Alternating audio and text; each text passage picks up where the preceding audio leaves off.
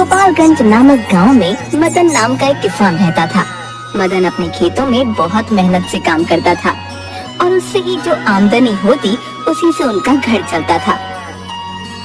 मदन के घर में उसकी बीवी माला और 2 छोटे छोटे बच्चे थे।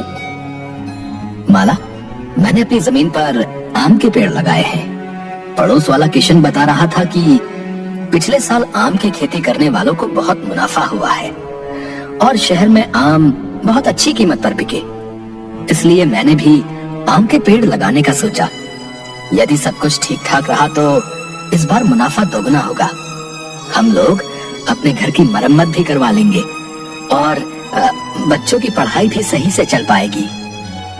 अरे वाह, ये तो बहुत अच्छी बात है। भगवान हमारी मदद जरूर करेंगे और इस बार हमें बहुत मुनाफा होगा। हाँ, अब मैं भी खेत पर जाता हूँ।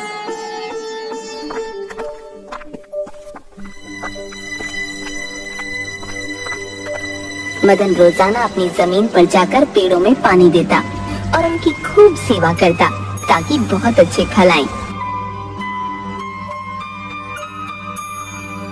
कुछ महीने बीत जाते हैं और बरसात का मौसम आ जाता है। मदन के आम के पेड़ भी लगभग फल देने के लिए तैयार हो गए थे। मदन के दोस्त किशन का खेत भी वही पास में था। दोनों आपस में रोज बातें करते थे। मदन भैया, आपकी जमीन पर पेड़ तो बहुत अच्छे लगे हैं। ऐसा लगता है कि इसमें बहुत अच्छे फल आएंगे। हाँ किशन, मैंने मेहनत तो बहुत की है। अब भगवान की कृपा रही तो फल भी अच्छे ही आएंगे और मुझे मुनाफा होगा। बस भगवान हम सब किसानों पर कृपा बनाए रखे और इस बार तूफानी बारिश ना आए। कुछ गांव वाले कह रहे थे कि इस बार यदि बारिश ज्यादा हो गई तो काफी फसल नष्ट हो जाएगी। बस उन लोगों की बातें सुनकर ही मेरे मन में चिंता बैठ गई है, कहीं हमारी मेहनत बर्बाद ना हो जाए। नहीं नहीं, चिंता मत करो, ऐसा कुछ नहीं होगा। भगवान पर भरोसा रखो। अपना काम खत्म करके किशन और मदन अपने अपने घर चले जाते हैं।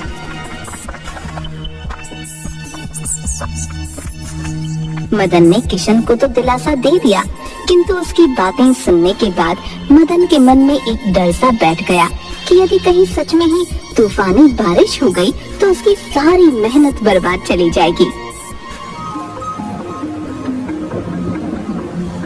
एक दिन बहुत तेजी से बारिश हुई।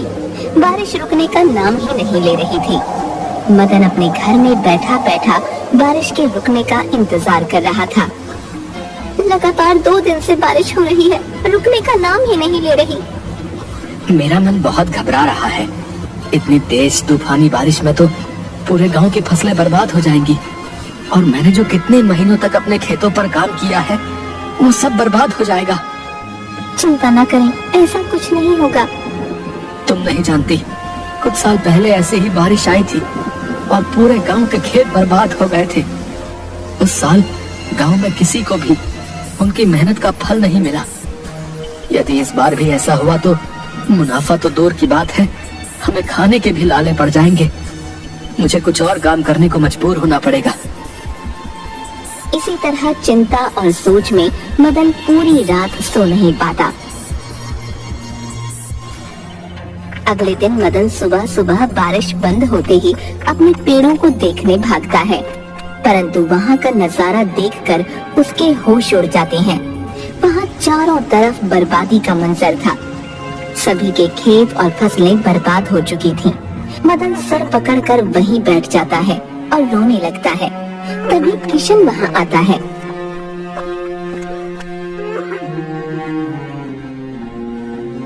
अरे भैया, इस बर्बादी की बारिश ने तो सभी किसानों की मुसीबत बढ़ा दी।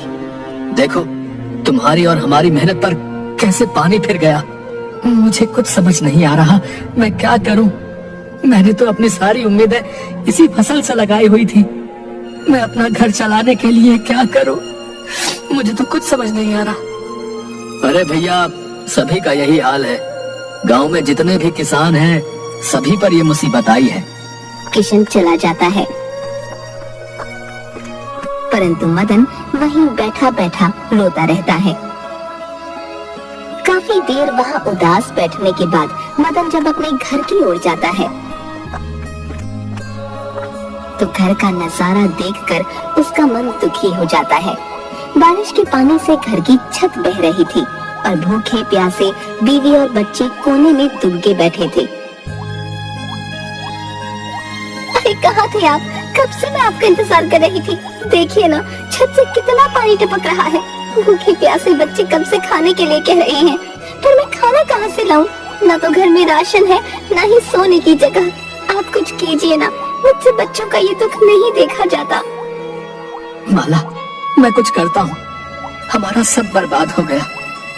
भगवान न जाने कैसी परीक्षा ले रहा है। मैं बच्चों के खाने का बंदोबस्त करता हूँ। अपने बीवी बच्चों को इस हालत में देखकर मदन का मन रोने लगता है। अपने बच्चों के लिए खाने का इंतजाम करने की खातिर मदन घर से भागता हुआ बाजार की दुकान की ओर जाता है।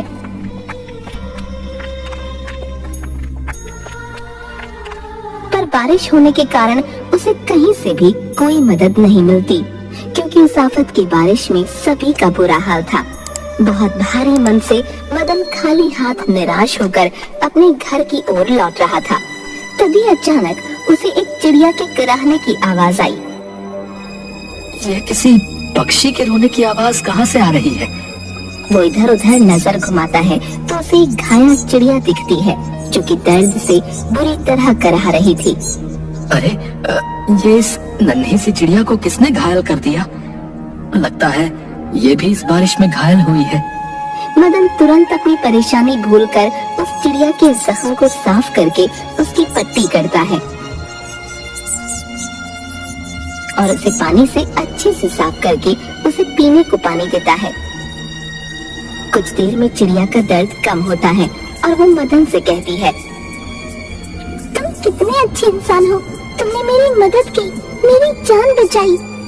तुम खुद कितने दुखी और परेशान थे, फिर भी तुमने एक चिड़िया के दर्द को देखा और तुमने उसकी मदद भी की। चिड़िया को बोलता देखकर मदन बहुत हैरान होता है और उससे पूछता है, तुम एक पक्षी हो, फिर भी इंसानों की भाषा कैसे बोल रही हो? तुम साधारण चिड़िया नहीं हो।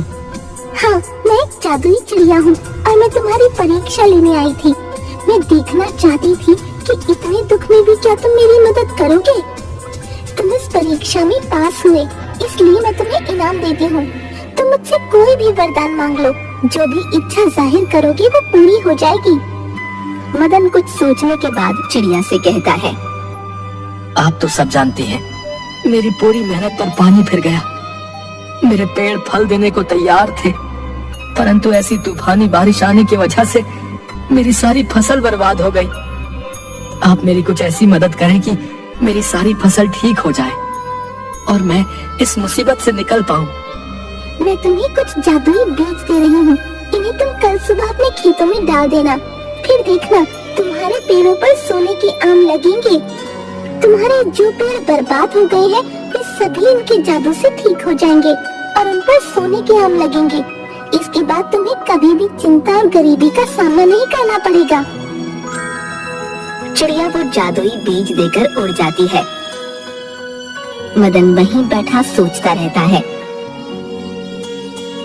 क्या इस चिड़िया ने सचमुच जादुई बीज दिए होंगे? क्या सचमुच मेरे बागों में सोने के आम लगेंगे? ऐसा हो गया तो मेरी सभी मुसीबतें खत्म हो जाएंगी और मैं सुख का जीवन बिता पाऊंगा। मदन घर पहुंचता है। आप कहाँ गए थे? मैं कितनी परेशान थी, आप कुछ कहकर भी नहीं गए। माला, मैं अपने खेतों में गया था। वहाँ सारी फसलें पूरी तरह बर्बाद हो चुकी हैं। मैं वहीं बैठा रो रहा था, तभी कुछ जादुई घटना हुई। ये कहते हुए मदन माला को सारा किस्सा बताता है कि किस तरह जादुई चिड़िया ने मदन को जादुई बीज दिए।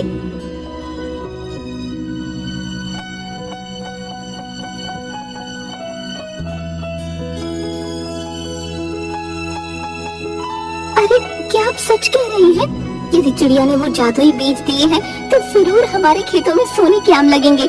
उसकी कही बात जरूर सच होगी। तुमने उस चिड़िया की मदद की, अच्छाई का फल तुम्हें मिलेगा और हमारी सारी मुसीबतें दूर हो जाएंगी। बस अब हमें अपने खेत में जादुई फसल का इंतजार करना होगा।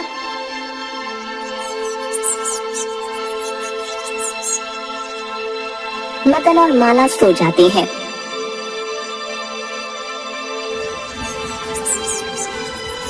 और अगले दिन सुबह ही मदन अपने खेतों में जाकर वो जादुई बीज डाल देता है।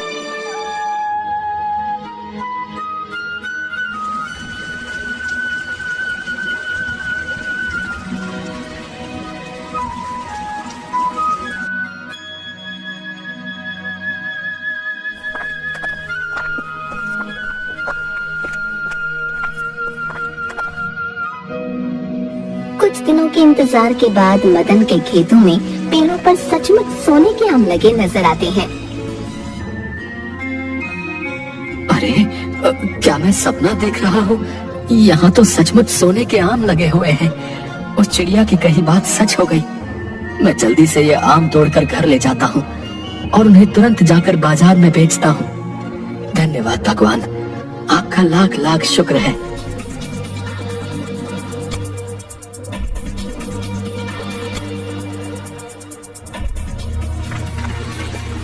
मदन वो आम लेकर घर की ओर दौड़ता है।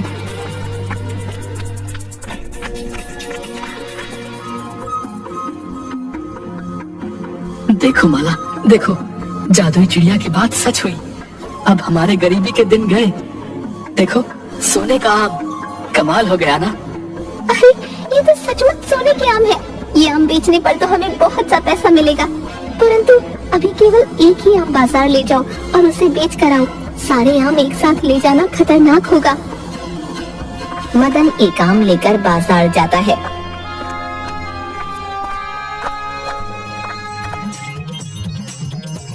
और उसे बेचने के बाद उसे काफी पैसा मिलता है।